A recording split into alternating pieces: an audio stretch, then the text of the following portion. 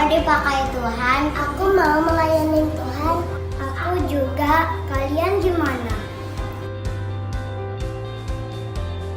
Melayani Tuhan, kenapa enggak? Kenapa harus takut? Kenapa harus malu? Aku mau dipakai Tuhan. Aku mau dipakai Tuhan. Aku mau dipakai Tuhan. Aku mau dipakai Tuhan. Kamu mau dipakai Tuhan? Yuk kita melayani Tuhan. Kalau bukan sekarang, kapan lagi? Teman-teman, yuk kita pakai talenta kita untuk memuji Tuhan. Yuk kita melayani Tuhan dari sekarang. It's for Christ. 3. Shalom adik-adik. Apa kabarnya hari ini? Pasti baik. Pasti baik semua. Siapa yang kangen sama Cici Kokonya yang di gereja? Semuanya pasti kangen ya. Oke, kita mulai ibadah online ya hari ini. Tapi kalian di rumah gak boleh ibadahnya sambil main HP, sambil makan juga, ngobrol Toyota kanan kiri. Semua harus taat. Oke, kita mulai ibadahnya. Kita mau muji Tuhan. Kita nyanyikan lagu Seindah-indahnya Pelangi. Semua pakai gerakan ya.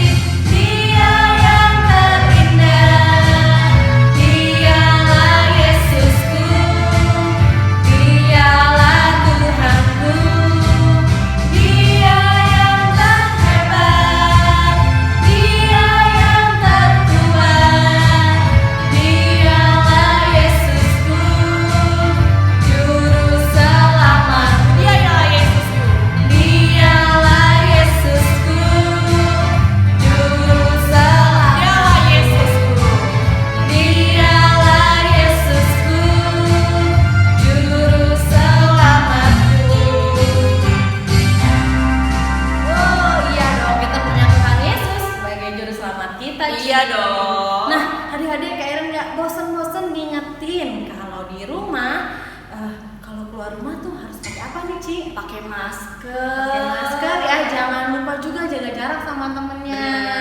Dan kalau nggak penting-penting banget nggak usah keluar ya, Ci ya. Iya, mending di dalam rumah aja. Masih semangat kan sekolah online ini juga? Masih dong. Nah, harus rajin belajar dan juga harus jadi anak yang baik. Nih kita mau naikin pujian semut badannya kecil. Siapa yang masih ingat?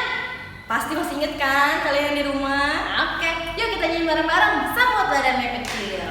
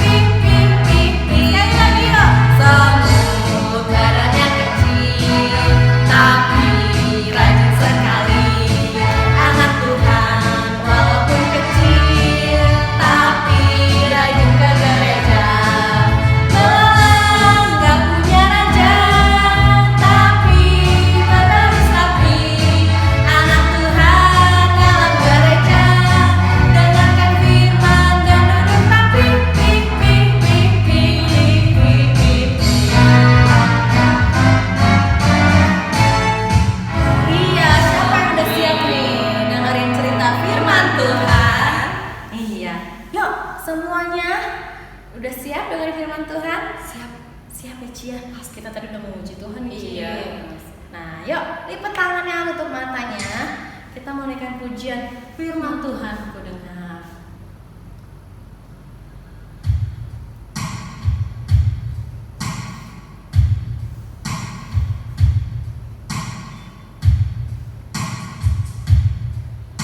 Siapin hatinya.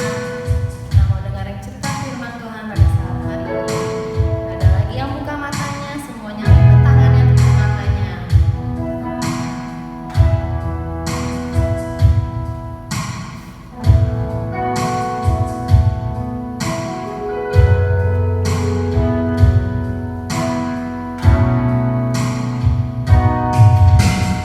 Firman Tuhan ku dengar, ku tanam di hatiku, ku ingin bersungguh subur dan berbuah lebat. Yesus tolong padaku. Firman Tuhan ku dengar. Firman Tuhan ku dengar, ku tanam di hatiku, ku ingin bertumbuh subur dan berbuah lebat. Yesus tolong. Sekali lagi naikkan pujian dari hati. Firman Tuhan ku dengar. Firman Tuhan ku dengar, ku tanam di hatiku. Angkat tangannya ada di kita mau bilang bertumbuh. Ku ingin bertumbuh subur dan berbuah lebat. Yesus tolong padaku. Ku ingin bertumbuh. Ku ingin bertumbuh subur dan berbuah lebat. Yesus tolong padaku. Sekali lagi bilang ku ingin bertumbuh subur dan berbuah lebat. Yesus tolong padaku.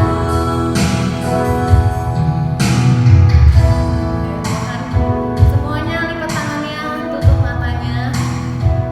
Mari kita bersatu dalam doa. Terima kasih Tuhan, terima kasih Yesus. Kami ini anak-anak-Mu Tuhan. Kami ingin semakin hari semakin bertumbuh dan semakin berbuah lebat dan buahnya manis bagi setiap lingkungan kami. Tuhan, memberkati Berkati kami Tuhan, berkati adik-adik yang di rumah maupun cici kokonya yang dimanapun mereka berada. Kiranya Tuhan berkati kami semua, berikan kami kesehatan, kekuatan. Tiba saatnya Tuhan kami akan mendengarkan sebagian dari firman-Mu. Kiranya Tuhan siapkan hati kami, pikiran kami, sehingga kami boleh menerima apa yang Tuhan sudah saksikan melalui firman Tuhan yang akan kami dengar nanti Tuhan. Terima kasih Yesus. Kami sambut firman-Mu pada saat hari ini hanya di dalam nama Tuhan Yesus. Haleluya. Amin. Oke. Selamat mendengarkan firman Tuhan. Dadah. Semuanya, ketemu lagi sama Koko. Wah, gimana keadaannya? Sehat-sehat semuanya ya. Kau doain semua biar tetap sehat, tetap jaga kesehatan semua, dihindari dari penyakit-penyakit apapun. Nah, sekarang siapa yang udah siap dengerin firman Tuhan? Nah, tokoh-tokoh apa sih kok di Alkitab yang ceritanya tentang talenta gitu, tentang kecerdasan? Banyak ya. Kalau Koko mau sebutin satu-satu itu pasti nggak ada habisnya gitu. Nah, contohnya itu adalah Musa. Siapa yang udah tahu cerita tentang Musa? Musa awalnya dia pas disuruh sama Tuhan nih memimpin bangsa Israel keluar dari Mesir, dia ogah-ogahan tuh si Musa karena alasannya wah Tuhan, saya nggak pandai bicara, saya nggak pandai mimpin orang gitu. Tapi Tuhan lihat kecerdasan, wah dia punya talenta nih, dia cocok untuk memimpin bangsa Israel. Maka kalau misalnya ada kemauan, pasti itu akan terjadi kayak gitu. Terus contohnya ada apa lagi? Gideon jadi salah satu raja bangsa Israel yang kesekian setelah Raja Daud, Salomo. Nah, Gideon itu jadi raja juga. Awalnya dia juga menolak untuk jadi raja. Kenapa alasannya? Karena dia minder.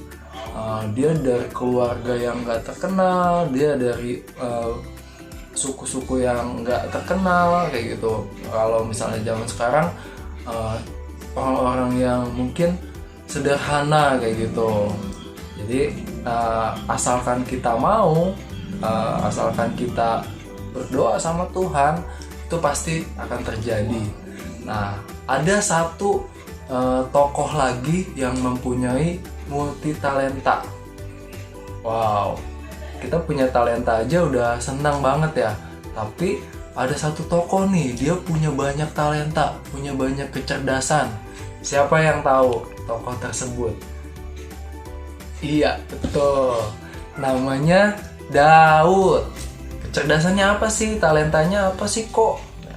Siapa yang tahu? Dia bisa apa aja sih? Yang pertama pasti dia siapa yang nggak tahu Daud sih, dia adalah seorang raja Israel. Raja yang keberapa? Ayo. Daud adalah raja yang kedua, raja kedua bangsa Israel. Daud bisa apa aja sih kok? Penasaran kan? Pengen tahu Daud itu kehebatannya apa aja? Kok kasih sedikit bocoran deh. Dia itu pintar main musik. Terus apalagi ya? Dia itu bisa melawan raksasa yang besar. Siapa namanya? Goliat. Nah, mau tahu kan cerita lengkapnya? Pokoknya mau puterin satu video singkat yang bercerita tentang Daud. Adik-adik saksikan ya videonya. Daud adalah salah satu tokoh Alkitab yang paling terkenal dan dikasihi Allah. Daud adalah nenek moyang Yesus Kristus. Karenanya, Yesus disebut anak Daud. Daud lahir kira-kira tahun 1004 sebelum Masehi di kota Bethlehem, Yerusalem. Daud lahir pada era hampir berakhirnya masa hakim-hakim, masa yang sangat kacau dan tidak keruan dalam sejarah Israel. Ia adalah anak bungsu Isai. Secara fisik, Daud digambarkan sebagai pria yang tampan dengan rambut merah. Ia adalah seorang gembala yang melawan binatang buas yang akan memangsa kawanan ternak yang dijaganya. Selain itu, ia juga memiliki keterampilan memainkan kecapi dan suling. Suatu hari, Samuel berduka cita karena Saul yang diurapinya melakukan sejumlah pelanggaran terhadap Allah. Samuel pergi kepada Isai di Bethlehem karena dari antara anaknya Allah telah memilih seorang raja. Inikah anakmu semuanya? Semua ini tidak dipilih Tuhan. Masih tinggal yang bungsu sedang menggembalakan kambing domba. Urapilah dia, sebab inilah dia. Dengan berkuasanya roh Tuhan atas Daud, maka Saul yang telah ditolak oleh Tuhan mulai diganggu oleh roh-roh jahat. Ketika Daud memainkan kecapi, Saul merasa tenang dan roh jahat itu pergi dari dia. Sejak itu, Daud selalu pulang pergi daripada Saul. Setelah Daud sampai di perkemahan tentara, Goliat berteriak, "Pilihlah seorang dari kalian untuk melawan aku. Jika ia menang, kami akan menjadi hamba-hambamu. Tapi jika aku menang dan membunuhnya, kalian akan menjadi hamba-hamba kami." Daud bertanya, "Apa hadiahnya jika ada orang yang dapat membunuh Goliat?" Saul akan memberikan orang yang mengalahkannya dengan kekayaan dan putrinya sendiri sebagai istri. Prajurit mengatakan kepada Raja Saul bahwa Daud ingin melawan Goliat. Daud pergi mengambil 5 batu dan memasukkannya ke dalam kantong gembala. Lalu Daud berlari ke arah Goliat dan melontarkannya dengan sekuat tenaga sehingga ia terjatuh mati. Semua orang Filistin melarikan diri. Orang Israel menang dalam pertempuran. Sejak saat itu, Yonatan dan Daud bersahabat. Dan Daud menjadi menantu Raja Saul.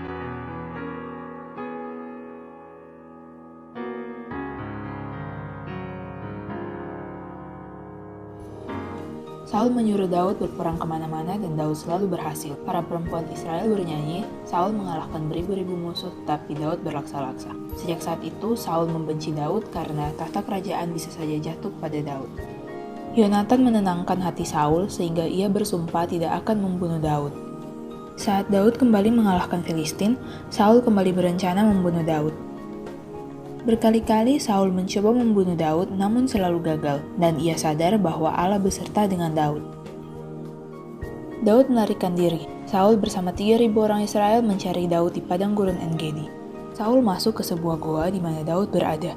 Meski memiliki kesempatan untuk membunuh Saul, Daud tidak mau membunuh orang yang diurapi Tuhan. Mengetahui itu, Saul menangis. Daud memiliki 2 kali kesempatan tetapi ia tidak membunuh Saul. Orang Filistin kembali menyerang Israel dan membunuh anak-anak Saul, termasuk Yonatan. Saul makin terpukul. Ia menjatuhkan diri ke atas pedang dan mati. Daud pun meratap karena hal itu. Daud adalah raja yang takut akan Tuhan dan dihormati oleh rakyatnya. Daud melakukan perzinahan dengan Batsheba, padahal ia adalah istri Uria, panglima perang Daud sendiri. Daud mengirim surat agar menempatkan Uria di barisan terdepan saat bertempur. Uria mati dan ia mengambil Batsheba sebagai istrinya. Tuhan menghukum Daud dengan menewaskan anak Daud dan Batsheba yang pertama. Setelah Daud menyesali perbuatannya, Tuhan mengaruniakan Salomo kepada Daud dan Batsheba. Daud menjadi raja Israel selama 40 tahun. Mendekati kematiannya, Daud berpesan kepada Salomo untuk setia pada Tuhan dan hidup menurut jalannya. Daud mengajak seluruh umat Israel memuji Tuhan dan mempersembahkan korban untuk Tuhan. Daud juga membantu persiapan Salomo dalam membangun bait Allah sebelum ia mati, serta mengurapi Salomo sebagai raja. Daud meninggal pada usia 70 tahun dengan penuh kekayaan dan kemuliaan, dan dikuburkan di kota Daud bersama nenek moyangnya. Salomo menggantikan Daud menjadi raja. Dari cerita Daud, kami belajar bahwa Tuhan mau mengangkat orang-orang yang rendah hati dan taat kepadanya.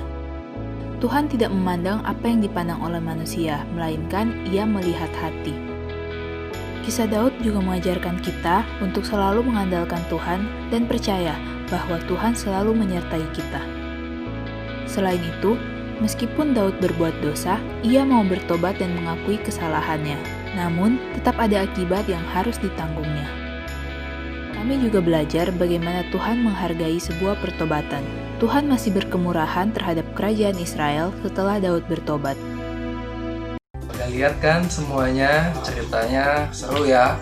Tentang Daud dari dia waktu pas masih menggembalakan domba, terus dia jadi raja, terus jadi orang kepercayaannya. Sebelumnya dia jadi orang kepercayaan Saul, dan kemudian dia jadi raja. Nah, walaupun dia sempat berbuat dosa, tapi dia mau bertobat, meminta ampun sama Tuhan, dan Tuhan memperhitungkan pertobatannya. Nah, adik-adik, siapa yang mau seperti Daud? Punya banyak keahlian, punya banyak talenta, kuncinya cuma satu, yaitu kemauan. Kalau orang malas, dia pasti dia nggak banyak pengetahuannya, nggak banyak keahliannya. Tapi kalau orang yang mau, dia pasti rajin mengerjakan matematika, PR matematika, dia semangat, rajin, jadi ahli matematika.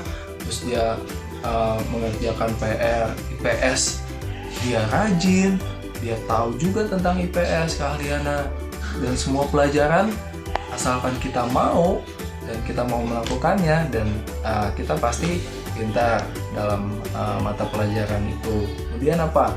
Mau bermain musik, wah kok aku suka main musik gitu.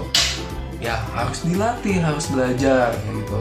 Dari kemauan, terus dilatih, dan itu jadi keahlian, jadi talenta kita. Nah, udah ngerti kan semuanya tentang talenta?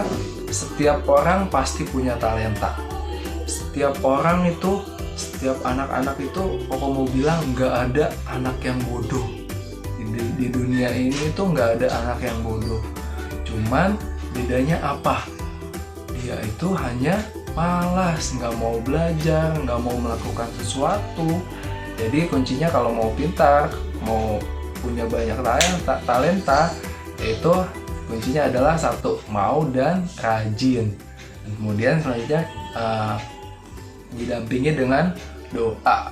Doa supaya apa sih kok? Supaya apa? Hal-hal yang kita nggak bisa lakukan, Tuhan pasti tolong. Kayaknya kita harus berdoa, minta pertolongan sama Tuhan. Nah itu ya adik-adik, udah kita mau tutup firman Tuhan pada hari ini.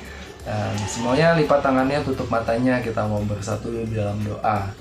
Yuk kita berdoa. Tuhan Yesus, terima kasih pada hari ini ya Tuhan, kami telah mendengarkan firman-Mu tentang talenta, tentang kecerdasan.